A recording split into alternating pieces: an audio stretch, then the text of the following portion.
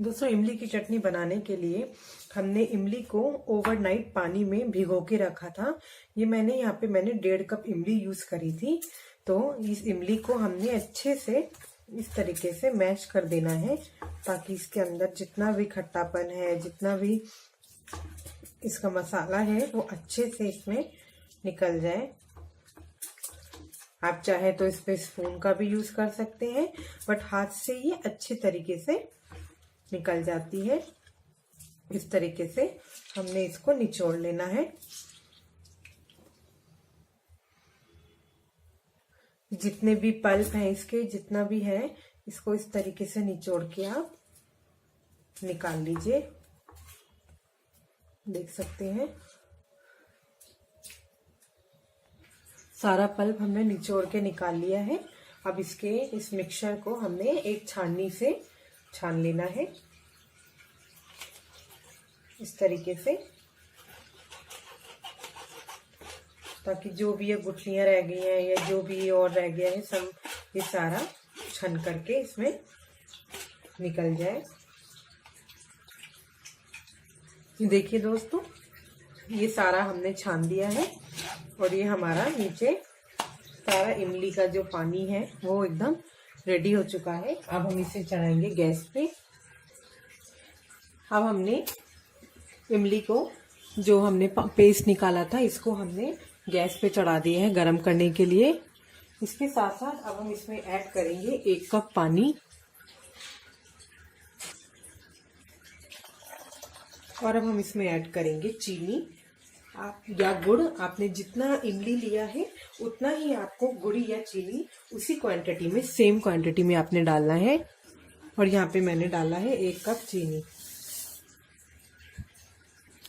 दोस्तों, इमली के इस घोल में चीनी मिलाने के बाद देख सकते हैं अच्छे से उबाल आने लगा है। अब हम इसमें डालेंगे नमक। मैंने ½ टीस्पून नमक लिया है। आप अपने हिसाब से कम या ज़्यादा कर सकते हैं।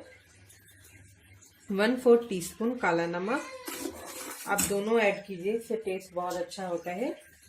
एंड ½ टीस्पून से भी कम गरम मसाला, क्योंकि घर का बना है तो काफ़ी स्ट्रॉन्ग है। और ½ टीस्पून से भी कम मैंने यहाँ कश्मीरी लाल मिर्च पाउडर लिया है। इससे रंग भी अच्छा आएगा और तीखापन भी कम होता है। तो आप अपने हिसाब से कम या ज़्यादा कर सकते हैं। और ये मैंने यहाँ पे थोड़ी सी इलायची लिया है खुशबू के लिए। अब हम इसे धीमी आंच पे पकने देंगे। अच्छे से हम इसे गाढ़ा होने देंगे। तो आप इसे हिलाते रहिएगा, पर आंच धीमी ही रखिएगा।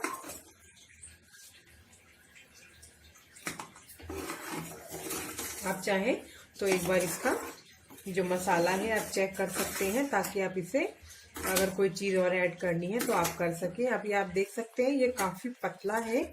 हमने इसको अभी और धीमी आंच पे पकाना है।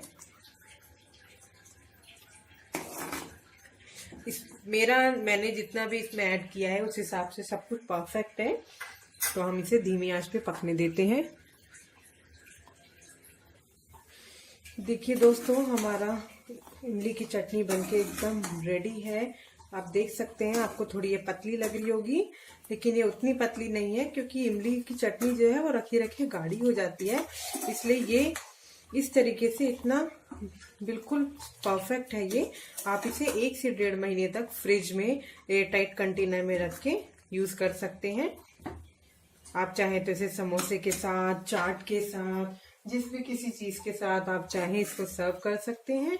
तो आइए हम अपने चटनी को सर्व करते हैं। ये देखिए दोस्तों, चाट बनाने का सारा सामान हमारे पास रेडी है। ये हमारे पास घर की बनी पापड़ी है, घर की बनी इमली की चटनी है, ये व्हाइट छोले हैं जिन्हें मैंने उबाल लिया है, अनार है हमारे पास, हरी धनिया की चटनी है, उबले हुए आलू, ये दही है जिसके अंदर मैंने ½ टीस्पून काला नमक और सफेद नमक और चीनी को मिला के अच्छे से इसे फेंट लिया है। तो ये बहुत ही खट्टी मीठी सा इसमें टेस्ट आ रहा है। ये हमारी बारीक कटी हुई प्याज है, बारीक कटा हुआ हरा धनिया, चाट मसाला। तो चलिए शुरू करते हैं हम अपनी चाट को बनाना। सबसे पहले मैंने यहाँ पे लिए हैं प्याज। ये ऑप्शनल है, अगर आप नहीं चाहते तो आप इसे ऐड मत कीजिए। इसमें हम डालेंगे हमारे उबले हुए आलू। मैं यहाँ पे भल्ले का यूज नहीं कर रही हूँ। अब हम इसमें डालेंगे हमारे सफेद छोले। आप चाहें तो कोई दाल भी यूज कर सकते हैं, जो भी आपको पसंद है वो आप यहाँ पे डाल सकते हैं। ये मैंने यहाँ पे लिया है हमारी इमली की चटनी। इस पे हम डालेंगे हमारी दही।